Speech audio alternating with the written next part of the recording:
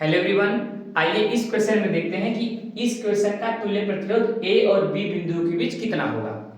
तो सबसे पहले फिगर को हम अरेंज करेंगे कि कौन सा प्रतिरोध श्रेणी में है और कौन सा प्रतिरोध समांतर में है। जब ये ऐसे तो अरेंजमेंट समझ में नहीं आ रहा होगा कि अरेंजमेंट किस में है, कौन सा श्रेणी में है, कौन सा समांतर में है।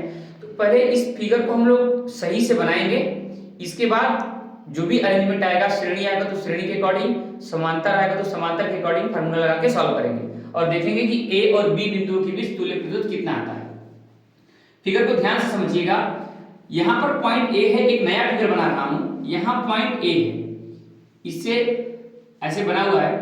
अब देखिए ये जो 3 ओम का प्रतिरोध लगा है, पहला वाला ही प्रतिरोध, इसका एक सिरा जो है ए पॉइंट से जुड़ा हुआ है और दूसरा सिरा आप देखिए सीधे बी पॉइंट से जुड़ा हुआ है। यहां से देखिए इस 3 ओम का पहला सिरा ए पॉइंट से और दूसरा सिरा सीधा बी पॉइंट से जुड़ा हुआ है। तो हम भी एक प्रतिरोध बना दें और इसका ये पहला सिरा, ये 3 ओम का प्रतिरोध है, इसका पहला सिरा ए पॉइंट से जुड़ा है और दूसरा सिरा बी पॉइंट से जुड़ा है। इस 3 ओम का तो काम हो गया। ये वाला 3 ओम देखिए कैसे जुड़ा हुआ है।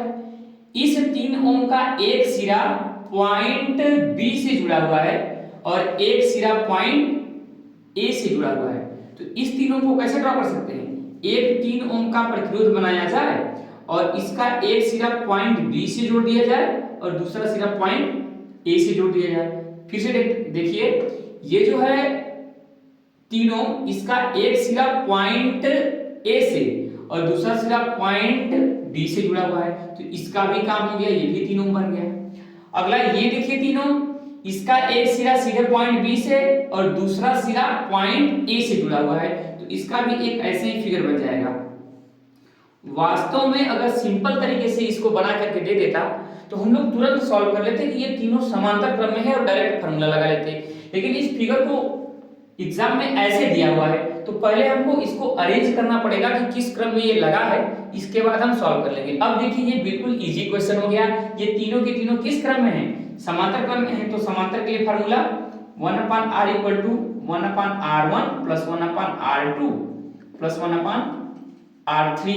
1/r = ये कितना हो जाएगा? 1/3 + 1/3 + 1/3, 1/3 + 1/3 + 1/3, ये हो जाएगा एलसीएम 3, 1 + 1 + 1, 3/3, कैंसिल आउट 1, r = कितना आ जाएगा?